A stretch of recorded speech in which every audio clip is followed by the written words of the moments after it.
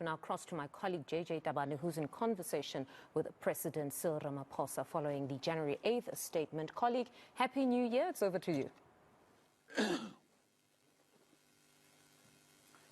You are live with ANC. We are at Luthuli House in a brief conversation with the President following his speech yesterday in Mangaung, the January 8th statement. Mr. President, thank you very much for your time and congratulations on your re-election as President of the ANC. Thank you, JJ. You seem to have trumped whoever wanted to contest you with 500 votes. Last time you won with a very slim margin and it cost you almost $500 million. How much did it cost you this time? CR22, the kitty must have been bigger. True or false? No. We ran a campaign that was really branch-based, really run by branches. And the membership is the one that really expressed their wishes. Yeah. No, that's fine, but did it cost you any money? No, I mean, we ran a very good campaign. And the disclosures have had to be made, of course, to the Electoral Commission, how much we spent for, airtime for people who are going around, for traveling, for accommodation. And that's just about... It sounds very clean. Will you be able to be upfront with it and say, instead, as opposed to the CR17 sealed funds or sealed statements, this time will just tell us it costs 100,000 or 200,000. Well, that's part of transparency. Yeah, well, you see, the people who are running the campaign, and I was not running a campaign at all.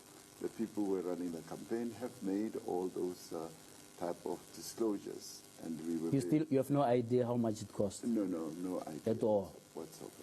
None. Sure. Okay. Just tell me, what is your understanding of why a big issue that's been in the public arena, like Phala Phala, did not feature at all at the two NECs before the conference, at the conference itself, at the extended conference? None of the 4,000 delegates said, just explain to us what is this Phala Phala thing, man, just in simple terms. Well, it's largely because the matter is being properly handled, both in terms of the government or state institutions, as well as in the ANC itself. The Integrity Commission has been dealing with this matter. And because the matter is being addressed, I think everybody felt that at the right time, through the right processes, this matter is going But that's interesting. None of the 4,000 delegates just decided to just say, please just explain to us. Because obviously, yes, there's public institutions like Parliament was dealing with the matter. In Parliament it was discussed. Whether your people voted yes or no, it doesn't matter, but it was on the table. But here, the highest decision-making body of the ANC, it was not on the table at all. What's your understanding of that? Is it because there's a culture of fear of raising issues? No.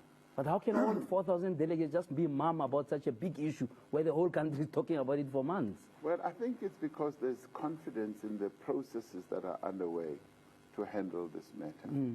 So you can't ascribe it to fear or to any form of avoidance. There is confidence in the processes that are underway, which is precisely what I've always said. But don't you think it's a laxity in terms of accountability? Because you got an Integrity Commission that was set up precisely to deal with this kind of things. That while there are legal processes that used to be summarized as innocent until proven guilty, there are moral questions that the Integrity Committee was established exactly for it. Yet they didn't report in detail in your conference. What's your understanding of that? Because it's not enough to say because people have confidence. I want to understand why. Have you seen, for example, the report of that commission? Oh, yes. I mean, they have reported, and I want to repeat again. I think it's once you have processes and structures and systems of handling a matter, you best leave everything to those structures and systems and processes, because anything else outside of that is very, very speculative, is very tentative, and if you have confidence in the ability of those structures to handle matters, then you should actually leave it to them. Why didn't they report on the parliament at your conference? Because they're supposed to report at that conference in all the matters that they deal with in detail where necessary. They didn't report about digital vibes. They didn't report about Pala. Why? But you should also understand that there are many matters that they dealt with. Many. And this is by no means the only matter that they've dealt with. So in their report, they give a globular report. And and it becomes part of the organizational report. So to try and, ferret and dig up, leads us to... It didn't need much digging up. It was in the public arena for months. And then your parliamentary caucus, say for 5 people, dismissed this report in front of Parliament. What's your feeling about that? Do you think that was a correct way to do it? Well, I don't have to have feelings about it. That is precisely what was decided should happen, and that's how it happened. And are you upset with your ministers who voted that you have a case to answer in Parliament? No, I'm not upset. I'm hardly. Are they likely upset. to keep their jobs? I'm never upset by things like that, and these are political processes, and you take them in tandem as you move on. But it shows ill discipline for people in your core, in your cabinet, to stand up and just do as they please, like we have seen happen. Is it the kind of discipline you're going to carry on with, or you're just going to tolerate this? Well, I think you'll excuse me there, because as an affected party, it would be inappropriate for me to express a view on that issue. But that is what happened, and we take it as it happened. Are you worried about discipline in the ANC? There seems to be a lot of loose ends when it comes to discipline. 2 of your people in the top 7, as it is now, are mentioned in the state capture. For months, they've been in the state capture. Nothing has happened to them. You have set up a committee that is going to express its view about the hundreds of people mentioned in the report who are ANC members. Nothing has happened. That committee not even report to your Congress. Why should people believe that suddenly there's going to be discipline and what have you? Your own NEC, not discipline. They were behind you laughing and chuckling there while you are giving your January 8th statement. It seems chaotic. What's your feeling? Well, it's not really chaotic. We're a political organization. And as a political organization, there are a whole range of matters that we need to address. One of those is discipline. One of those is acting and adhering to the values of the African National Congress. So all these things are processes that must ensue. And sometimes we get it right, sometimes we don't get it right. But you seem mostly to get it wrong, because you're not disciplining anybody. Not a single person has been disciplined who's been mentioned in the state capture report. You called a family meeting to tell us, what NPA must do, what so-and-so must do. But where you are supposed to act with people who are under your nose in the cabinet, you haven't acted. It's been months. The report has been approaching an anniversary of this report having come out. Give me some sense of confidence of why I must believe that you would act against corruption. Well, I have said in the past that a number of these processes do take time. And before the many arrests and the charges that have now been preferred against a number of people who've been involved in state capture or acts of corruption, everybody was almost baying for my blood and saying, you are doing nothing. And I said, let the processes unfold. Because they often take time. People have to be careful about what they do. And now all that is now happening. People are getting arrested. They're getting charged. And we can now see that there's action. And similarly... But not from yourself. No. And similarly, on all these matters, we are saying, let us allow all these processes to unfold. And I know a person like you, JJ Tabane, you're impatient. By nature, I'm very patient. You're a very impatient person. you want action now, right now, and you'll jump I'm up patient. And you said you're going to come to my show. It's a year now. I've been still waiting. Well, I said, patience is a very good virtue. And I said, yeah. be very But South Africans are impatient. Tell me about ESCOM. No, Let's go to ESCOM. Let's finish this. So I'm saying once again, and when action begins to take place, you never come back and say, oh, Mr. President, you were right. Things because are the action moving. is so far and few between, we are not able to come back to you. The action is impactful. It is impactful. It begins to move the needle, and it shows our resolve. It shows our resolve to fight corruption, to make sure that we rid corruption from the South African space. A lot of people are not convinced about it, but let's talk about ESCOM, right? In your speech yesterday on January 8th, it's not apparent what you're going to do. We're on stage 4 as we speak to you now. Half of the people can't even see this interview because they may be load shared, right? Specifically, what are you going to do? You haven't commented on Andre Ritter's resignation. You haven't commented on him being poisoned just 3 days ago. You haven't commented on the next steps about replacing that CEO of ESCOM. I mean, those are big national issues. I know there's a board there, there's a minister, there's all of that. Your ministers don't even agree on what needs to be done. They're always squabbling. Pravin Gordhan says one thing, Gwede contradicts him, or vice versa. And you seem to be missing in that action on ESCOM. If somebody is watching now with a few minutes remaining, what confidence can you give them that you will sort out the electricity crisis in this country? Well, I know you would like me to comment on everything.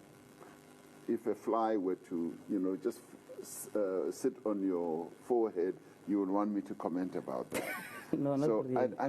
I don't need I just want to comment on ESCOM. I don't need to comment on everything. I don't need to be commenting because I've got ministers whose job is to deal with these matters. And they are the ones who deal with this. For instance, the appointment of a new CEO. I don't have to comment about that. The board is in place to deal with that. Otherwise, why did we appoint Why a did you board? come back from overseas because there was load shedding? But if you are so blasé about I come back about because that, I have to deal with the problems. And if I don't come back, they say, he's out there in England, hip hopping with whoever, and he's not here. And that is the way our people. But that's why you are president. This. And so you are absolutely right. I do something, I'm at fault. I don't do it, I'm at fault. Similarly, in the way that you are approaching all these matters. Well, you are praised why CEO was fired. Why ESCOM CEO was fired? No, he was not fired. He resigned. He resigned because it's a really tough job. And I really applaud and honor anybody who would want to take as difficult a job as that, just like being president of South Africa. Anybody who takes that job, I, in a way, take off my hat for them. Because it's a difficult job. It's not an easy job. And with regards to ESCOM, we all know, and you should know by now, that ESCOM's problems did not start 5 years or 7 years ago.